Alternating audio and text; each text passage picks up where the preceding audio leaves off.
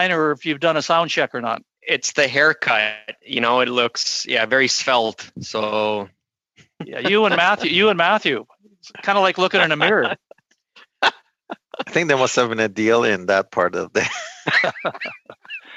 Anyway, colleagues, go ahead. Our interpreter, I think, wants to get a sound check. Thank you very much, Mr. Chair.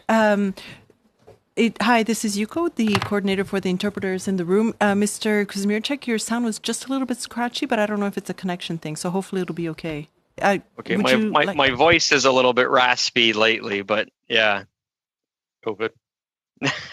Maybe that's what it was then. It seems to be fairly okay. Thank you. Thank you very much. Does it work? Yeah, Great. yeah. Please go ahead. Thank you very much.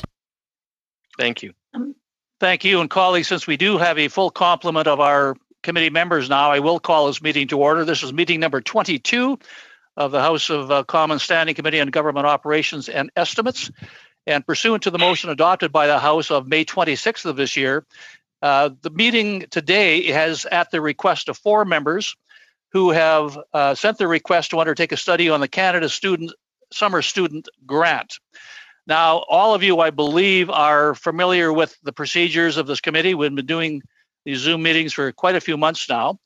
Just a reminder that this meeting is scheduled only for 1 hour, so hopefully we can have everything that we need to discuss concluded within that hour. And I would also ask that for the benefit of our technicians, if you are either asking questions or making comments, if you start in one official language, continue on and do not alternate between English and French. We found that when you do alternate, and even if you have to switch channels between English and French, it puts a burden on our technicians and sometimes delays the proceedings. So once again, I would simply ask, if possible, when you start making comments in one of the official languages, you continue on in that same language until you were finished your commentary. Now, before we start so go ahead, Mrs. Block. I'm sorry, Mr. Chair. I didn't know if you had anything else you were going to say, but yes, I do have. Yeah, okay. I do, Mrs. Block. Okay. And that is simply, as we were talking about just a few moments ago with other committee members, hopefully we'll be able to get everything concluded in this meeting. However, if we do decide to proceed with additional meetings, I wanted the committee to know what my schedule is like. For an example, next Monday, Tuesday, and Wednesday, I will not be available. Thursday, Friday, I will.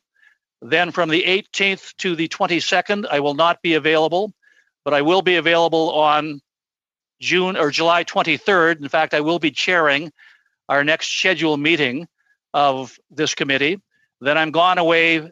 Kelly, and you would appreciate this, you're gone with me at our Saskatchewan caucus meeting, so I'll be gone again from the 26th to the 29th.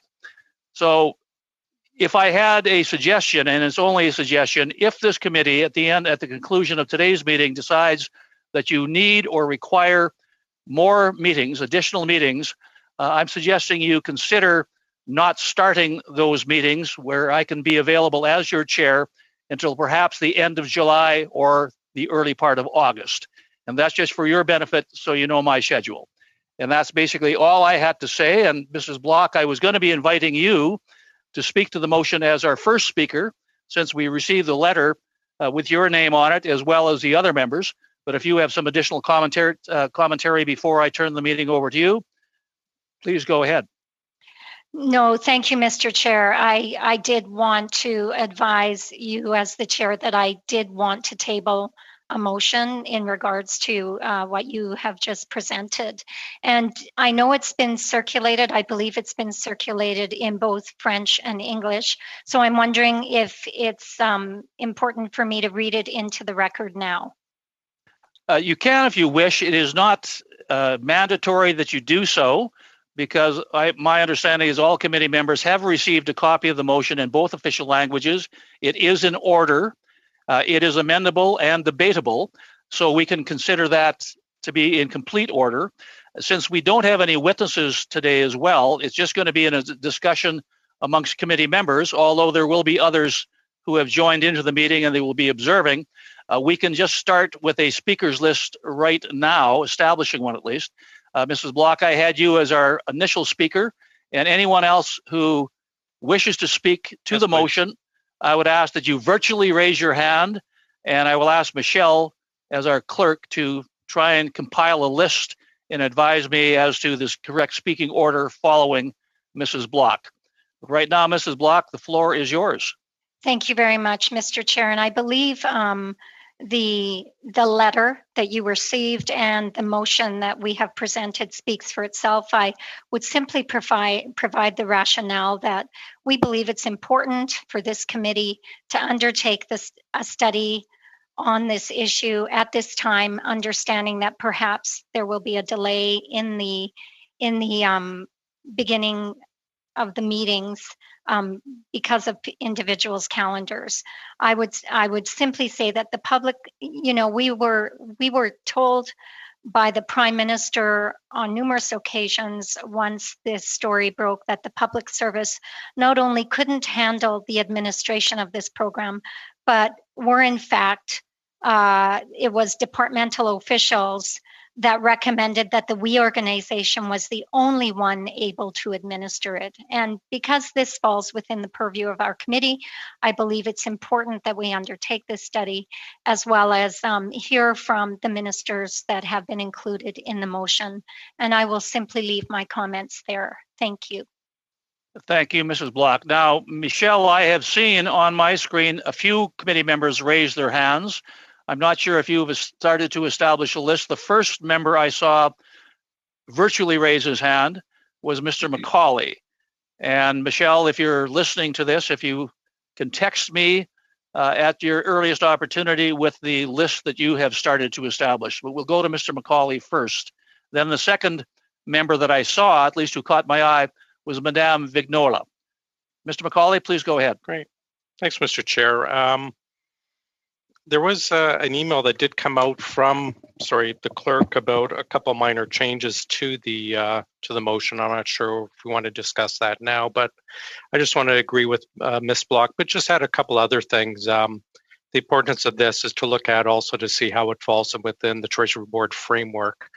We saw from an OPQ in the last day in the House where OFC was potentially violating Treasury Board guidelines on purchases. This perhaps violated as well. I believe this has gone through the Treasury Board process, even though it's under C13, because it's a program. I think the spending program has gone through the Treasury Board process. So I think it's we owe it to Canadians and taxpayers that we actually take a look to see it's being done properly. We also heard in the last committee meeting, and I followed up with the PBO, and they believe that some of the estimates, the spending has perhaps not followed the Treasury Board rules and framework either. So I think we owe it to ourselves as a committee, but also to taxpayers to take a look at this, especially also in light of the fact that we heard in our last meeting that ATIPs are not being done right now. So this is something that even if we tried to access, or Canadians tried to access, it could be months or a year before we get bring this to light. So just on those points, and then just on your availability and Mr. Drouin's availability, I have some of the same concerns coming up, travel concerns and unavailability concerns. So I'd be happy to start it off if it's agreed to when you're actually back and available for the full set of meetings. But thank you. Thank you. Again, I saw from my perspective, Madame Vignola next, but anyone who wishes to participate, if you could please virtually raise your hand so I can hopefully get everyone who has a question or a comment on a speaking rule. Madame Vignola. Je vais essayer d'être aussi brève que possible. I'm going to try to be as brief as possible. The objective of the analysis for We Charity is not only about We Charity, but also about abuses that we need to avoid. We need to analyze the process. We need to see if the process was followed in the order that it should have been followed. We need to understand why, if that's the case, and we also need to figure out what to do so that this can be done quickly, but also while following the rules and transparently. I think that it's very important to do that job. I know that it's summertime and it's really hot right now and we all need a rest. You know, someone is celebrating a wedding anniversary on the 21st of July and someone else is taking vacation, myself too, but I am open to starting this later in August or even in late July, but no later than that because this is an important topic that we need to study. I see Mr. Green's hand is raised. If there's others, I have everyone. I have Mr. Green, then Mr. Drouin.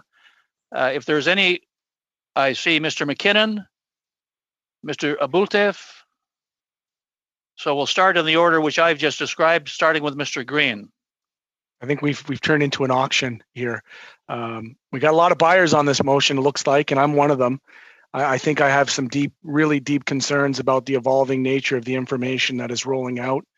And I think that this certainly deserves more scrutiny, not just for the past perceived indiscretion, but for me, as a committee member, to understand how these systems work on a go-forward basis to ensure, again, that this is never duplicated, to ensure that these ministries are living up to the standards that are in their mandate letters and that are in the policies and procedures and practices. And so, I mean, if this last week was any indication about the evolving nature of the information and the depth in which this file is problematic, I can only imagine what the next few weeks might unfold. So I'm in full support of this, and I'm also in full support of working around any schedule issues that you all may have, because I think it's going to be important, Mr. Chair, to have you there and to have Frank there and to have a really good balance of opposition and government to make sure that we have a fulsome discussion and to make sure that we have the full time and attention of the ministers that are responsible ultimately for this and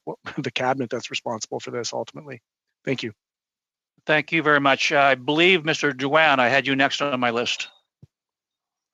Yeah, thank you, Mr. Chair. And just to start, we don't necessarily have an issue with the said motion. We do know that finance is also looking at this. So I'd be curious to know what other committee members think about that, and perhaps once we go down that line of conducting the study, we may want to coordinate with what finance is doing, or we're going to decide that we're our own beast and we'll proceed with what we want. Just a couple points on the motion. I know that there's been a lot of talks about this is a contract, and naturally people would be driven that, well, what's the role of PSPC?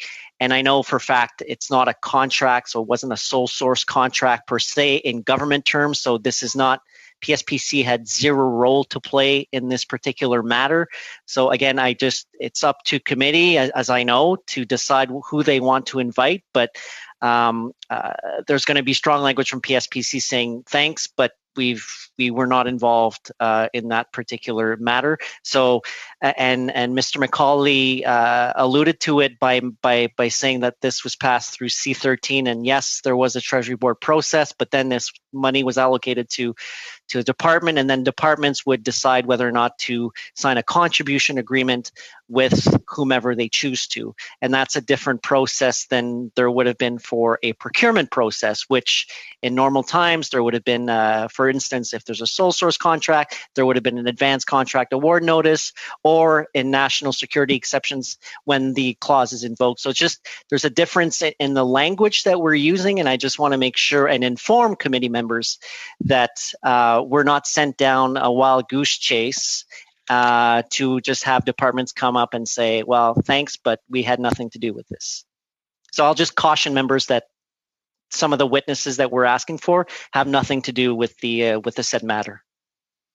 Thank you, Mr. Drouin. Before I go to Mr. McKinnon, just on a point you raised, Mr. Drouin, about scheduling, we do have, in a sense, a luxury of time, in as much as finance has said that they want their study completed in early August. I think they had August 8th as the completion date.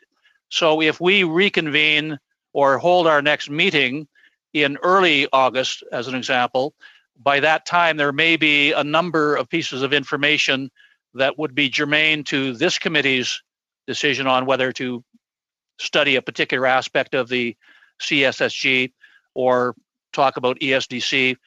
In other words, we may find out more information in the intervening weeks, which would be helpful to the further discussion of this committee. So I think that is probably a good thing for us to be able to have put a couple of weeks behind us between the completion of this meeting and engaging in future meetings if that's what the committee wants to do. Mr. McKinnon, over to you.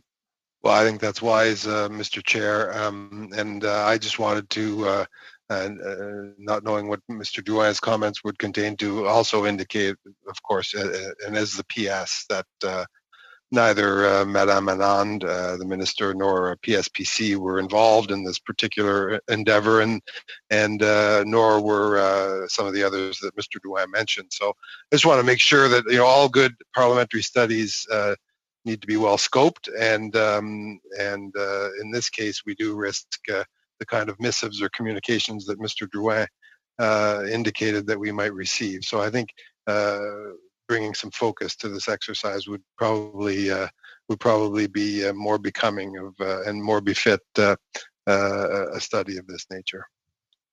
Thank you. We'll now go to Mr. Abutev. Yes, a couple of things on Mr. Drouin. The coordination with the finance study on this, I think it's mandatory and it's good to do, of course, and within the time frames we have. As far as involving the PHC and the other departments on this study, I've been receiving some disturbing details and emails and pressure from is not disturbing pressure, is a lot of pressure actually, but some information and feedbacks coming from public, from constituents telling me that we are indebted to public to doing this study and push forward. And the emails I've received, I'm telling you, we will be very, very busy as a committee to look into this, because it's an obligation right now for myself and I believe for other members on the committee. Being on this committee, being a member of parliament from this side of the world, it's an obligation that we have to take our responsibility to push for these studies in the best format, to be able to bring to public the reality and the truth. And I think that's something on everybody's shoulder. And I know that I trust that every member on the committee feels the same way if he got the same pressure. Thank you, Mr. Abutev. Mr. Kuzmirchuk, I see your hand raised. Thank you very much. And again, I just wanted to reiterate some of the comments that were made by my colleagues in terms of making sure that this study or this discussion is focused on the appropriate elements and the appropriate witnesses and the appropriate people. And I can tell you that our ministry, Minister Qualtrough in Employment, Workforce Development and Disability Inclusion, had stated in the Status of Women Committee that really she had no line of sight on this particular issue, was not involved on this file and on this issue. And so again, just to reiterate, I think we're all interested here to move forward with this discussion, debate, and this study, but I think it behooves us as well to make sure that we maintain a focus on the appropriate areas of study. And I just wanted to also add my voice as well, that I definitely do support waiting until the Finance Committee completes its work as well too, so that we have additional information with which to work with. I think that's a sensible path forward. Thank you very much.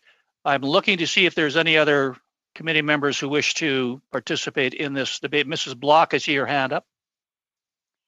Yes, thank you, Mr. Chair.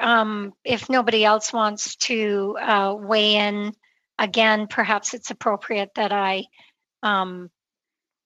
make some closing comments on this. I appreciate the observations around whether or not we are sticking to the mandate of our committee. I think that, we'll be able to demonstrate through the hearings that we hold that there definitely are linkages to the individuals that we have included in the motion. And so I appreciate the concerns that have been raised, but I do think that we are, as others have said, this is our responsibility and we need to undertake this study. I would also say that I want to follow up on what Kelly McCauley raised in regards to the wording changes that the clerk had put forward. And I just want to make sure, Chair, that the motion that you have in front of you that I did not read into the record is the motion with the wording changes, that with the latest version of the motion. Thank you, Mrs. Block. Yes, what I'm going to do, colleagues, is have Michelle read the suggested amended motion. Primarily, there was two minor changes, which I'm sure you're all been made aware of. The one is with reference to the various ministers coming to appear as witnesses. They should just be coming to appear, because ministers themselves do not appear as witnesses. They just appear to provide testimony. And there was one other small minor change. Michelle, do you have a amended or a proposed amended motion that you could read back to the committee? Unfortunately, as you know, I'm having problems. I don't have access to the document I send you by email. I'll try, but my connection is really choppy. Maybe Angela has it. Mr. Chair, I do have a copy. Yes, in that case, Mrs. Block, since your connectivity does not seem to be an issue with you, and you have the revisions that were suggested, would you be able to present that motion with the proposed revisions?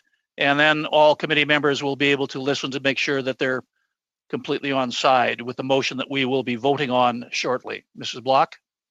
Yes, thank you, Mr. Chair.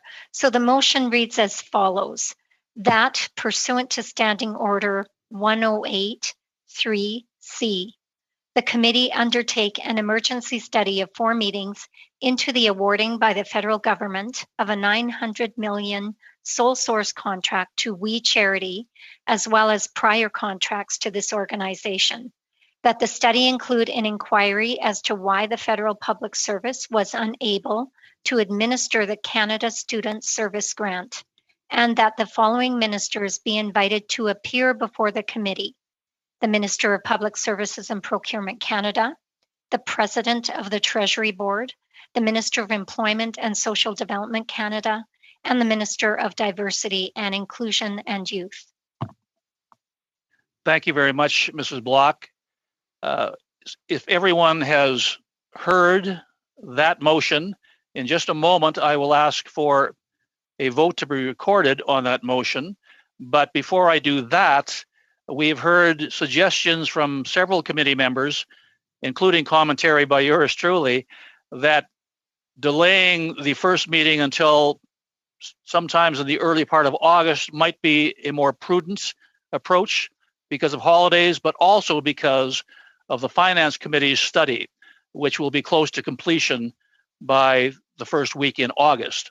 And if you are all in agreement, and I will only make this suggestion if you are in agreement, if you give the ability of the chair to call the next meeting when I believe that it is appropriate, and if you also have any particular suggestions as to dates to avoid, if you could allow those comments to be funneled through the clerk, and we'll try and then come up with a schedule of next meetings. Do I see some nods in agreement there? Okay, I see some thumbs up for you people. In that case, knowing that it'll be the next meeting will be at the call of the chair, but do not expect the next meeting to be called before the early part of August, and perhaps even after August the 8th, which is the deadline for the Finance Committee to have completed their study. So it'll be certainly in the early part of August. In the interim, if you have any dates that you wish to avoid, that are in conflict with your own personal schedules, please get your dates, your available dates in August as quickly as possible to our clerk. And then our clerk and I will be able to try and establish a meeting schedule. And lastly, colleagues, start thinking about, in addition to the witnesses, well, I shouldn't say witnesses, to the ministers who have been asked or will be asked to appear in the motion of Mrs. Block, if you have other witnesses, non-ministerial witnesses that you think would be helpful to provide testimony to this committee, start assembling that witness list. And at your earliest opportunity, I would suggest you should start getting those names to our clerk as well.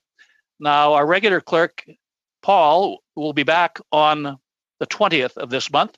So I believe that's it for his holiday session. I think he's going to be around for the rest of the summer. We thank Michelle for pinch hitting for this particular meeting, but we should be able to proceed, hopefully, without undue delay once we get into the meeting schedule itself sometime in early August. And with that, unless there's any other Mr. commentary. Chair, oh, yes, I'm sorry, Madam Clerk. Yes, you need to have a vote, recorded vote on the motion pursuant to the order of the House. Tom's new at this. Yes, I mean, as I was, my next commentary was to say, as per the rules established by the House, I will ask the clerk to proceed with a nominal vote. Thank you, Mr. Chair. This is Michelle. Sorry again for the connectivity problems. It seems much better now, so I hope this will go smoothly. So you can all hear me loud and clear? Good, thank you. Now, before we proceed, I would like to inform the committee that the list of members eligible to vote are the following. So, Mr. Aboul Taif, Mrs. Bloch, Mr. McCauley, Madame Vignola, Mr. Green, Mr. Drouin, Mr. Jawari, Mrs. Kuzmierczyk, Mr. McKinnon, and Mr. Weiler. We're all good with that? When your name is called, please allow for a 2-3 seconds delay before answering. Your video should be turned on so we can properly record your vote. When you are recognized, please state clearly and verbally if you are in favor or opposed to the motion. I will now proceed to the taking of the recorded division on the motion. So, Mr. Weiler. Support. Mr. McKinnon. Yes. Mr. Kuzmierczyk. Support. Mr. Jawari. In favor, support. Monsieur Drouin. En faveur. In favor. Mr. McCauley. Yes, thank you. Mrs. Bloch. Yes. Mr. Aboul Taif. In favor. Madame Vignola. Oui. Yes, in favor. Mr. Green. Oui, en faveur. Yes, in favor. Chair, we have 10 yeas, 0 nays. The motion is carried, colleagues. Thank you very much for that. And as I said in my closing comments, it will simply be to say thank you all for your input. And I will be getting back to all of you in a call of the chair sometime in early August. But in the interim, please let your clerk know, or let Paul know, he'll be back on Monday, what your schedule will be like over the course of the summer and your availability, and any potential witnesses that you would like to have. Madame Vignola, you have your hand up. Rapidement. Yes, very briefly. Would it be possible the Finance Committee will finish having the witnesses on July 28th? So maybe if we could meet on the 30th, 31st of July, or maybe August 3rd.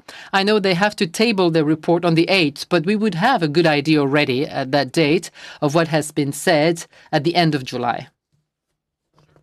As I said, I think the best course of action would be first to have all of you give your schedules to our clerk. So I want to try and ensure, if it's at all possible, that all of you will participate in the study and we don't lose anyone due to holidays. So if you can all send your holiday or your current schedule of availability to Paul as quickly as possible. Once we receive that, then I and Paul will determine a course of action as to the next meeting. And that meeting will take place shortly thereafter the completion of the study, but probably before it's tabled. Michelle, I see your hand is raised. Yes, sorry, Mr. Chair again. If I may suggest that you send all emails to the committee's mailbox, oggo@parle.jc.ca, just to make sure there's follow-up to any emails. Thank you very much. Thank you very much. All right, members, thank you so much. I know it's a busy time for all of us. We wish you well in the intervening weeks and hopefully see you all again sometime in early August. Well, we'll see you on July 23rd. That's our next scheduled OGGO meeting. But to discuss this particular motion, it'll be sometime in early August. With that, before we break. Oh, certainly, Tom, Kelly. Are we going to have a subcommittee to discuss what we're discussing on July 23rd? Because I think when we set the 2 ad hoc meetings in the summer, we didn't decide on a subject. No, but one of the reasons I'm asking you to supply to OGGO, to our clerk, your proposed witness lists. Once we have that, then I can certainly call a subcommittee meeting to discuss the agenda. But as you know, Kelly, the normal practice over the course of the last probably year is that we take these suggestions to the full committee. Even though the subcommittee is empowered to deal with, come up with a proposed schedule, normally we've just gone straight to the committee as a whole once we have an idea of what witness lists have been submitted. So either way, I will ensure that we at minimum have a subcommittee meeting to discuss the agenda, and then that will be presented to the entire committee. So we will have a finalized and approved agenda moving forward for the 4 meetings, which we are empowered to have as a result of this motion we passed today. I was referring to the standalone July 23rd meeting. Maybe I'm missing something. I apologize. Yeah, no, the meeting of July 23rd has already been preset. It's a regular OGGO meeting, has been established. We have witnesses that are being contacted right now to see if they can come. But the special meetings of this committee will take place. I'm referring to something else, yeah. No, I'm referring specifically to the 23rd. Okay, thanks. Okay, all right. Well, that, colleagues, thank you very much. I hope you all have a good weekend coming up. I hope the heat subsides somewhat in Eastern Ontario and Quebec.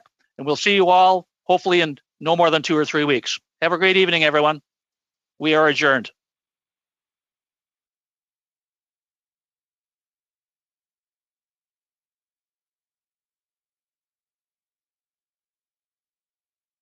Bonjour, Angela. Hey, un gros merci. Oui. Bonjour, Angela. Un gros merci à tout le monde. C'était un peu...